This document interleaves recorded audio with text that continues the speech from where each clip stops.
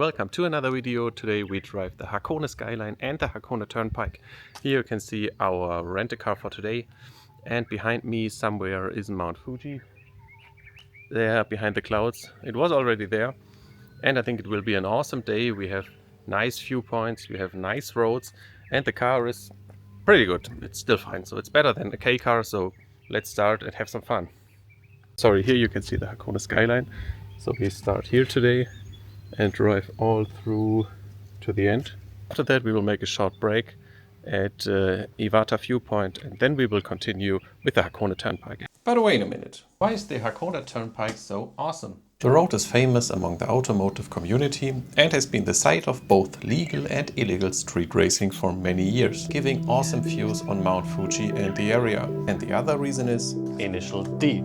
So it's one of the Touge in the Initial D arcade stage you can drive. And on this private street you had a lot of sponsors in the last years like Mazda or Toyo tires. And if you don't know the Hakone Turnpike, it's not bad, but it's a nice road though. And I'm really happy about the day.